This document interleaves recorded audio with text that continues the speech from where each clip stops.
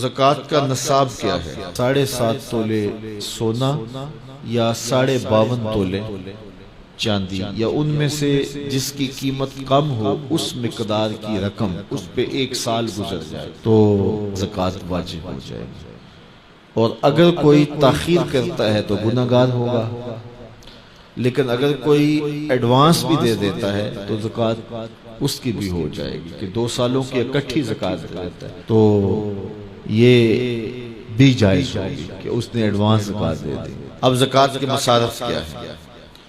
زکوٰۃ کے مصارف جو ہیں وہ 8 ہیں۔ فقیر کو زکوٰۃ دی جائے گی۔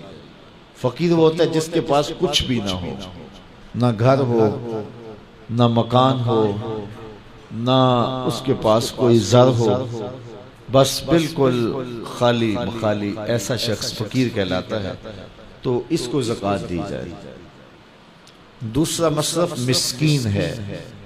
مسکین ایسے شخص کو کہتے ہیں کہ جس کے پاس اپنا ذاتی گھر تو ہے اور تھوڑا بہت کام کاروبار بھی ہے، بچوں کی روٹی روزی بھی چلتی ہے، لیکن اس کے پاس اتنے پیسے جمع نہیں ہوئے کہ وہ نصاب کی ملک تک پہنچے، یعنی 7.5 تولے سونا یا 52.5 تولے چاندی، یا ان دونوں میں سے کسی ایک کی قیمت اس کے پاس نہیں ہے، تو وہ مسکین کہلائے گا، تو وہ بھی زکوٰۃ کا مستحق ہے۔ تیسرا رقاب، یعنی غلام کو آزاد کرنے کے لیے اس کو زکوٰۃ دی جا سکتی ہے تاکہ وہ اپنی قیمت دے کر کے اپنے آقا سے اپنی جان چھڑا لے۔ اور چوتھا غارم۔ غارم وہ ہے جو قرضے تلے دب گیا ہے اور اس کے پاس قرضہ اتارنے کے لیے کچھ نہیں ہے، تو اس مقروض کا قرض اتارنے کے لیے اس کو زکوٰۃ دی جا سکتی ہے۔ 5واں شخص فی سبیل اللہ۔ فی سبیل اللہ وہ شخص ہے کہ جو اللہ کی راہ میں نکلا ہوا ہے، جو مدارس دینیہ کے طلبہ ہیں وہ بھی زمرے میں آتے ہیں، ان کو زکوٰۃ دی جا سکتی ہے۔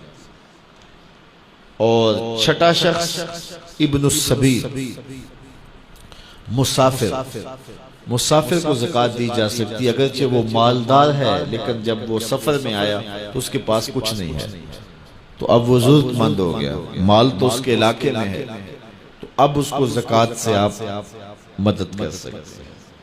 اور 7واں مصرف عامل، جو حکومت کی طرف سے زکوٰۃ اکٹھی کرنے پہ مامور ہو، تو باقاعدہ اس کی تنخواہ بھی زکوٰۃ کی رقم سے دی جائے گی۔ 8واں مصرف زکوٰۃ کا وہ لوگ ہیں جن کے بارے میں یہ گمان ہو کہ وہ اسلام لے آئیں گے، تو ان کی دل جوئی کر کے ان کو زکوٰۃ کی رقم بھی دے سکتے ہیں تاکہ وہ اسلام میں داخل ہو جائیں، لیکن اب اسلام غالب ہو گیا تو اس کی ضرورت نہیں رہی۔ اللہ اکبر۔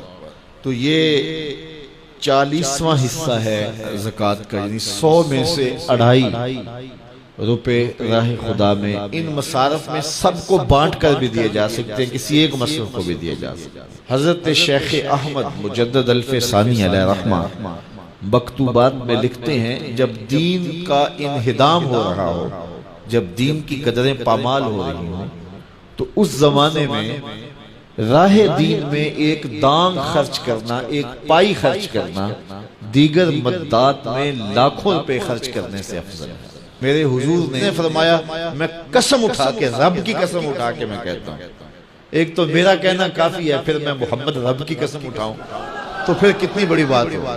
فرمایا، میں محمد رب کی قسم اٹھا کے کہتا ہوں کہ صدقے سے مال کم نہیں ہوتا۔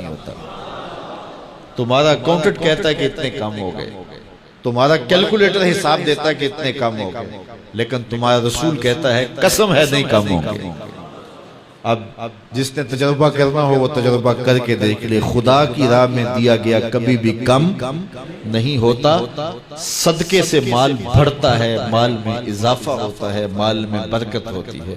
اس لیے اللہ کی راہ میں خرچ کرو، نفلی طور پر بھی خرچ کرو، اور جو وجوبی صدقات ہیں ان کو بھی ادا کرو تاکہ اموال پاک ہو جائیں، ستھرے ہو جائیں۔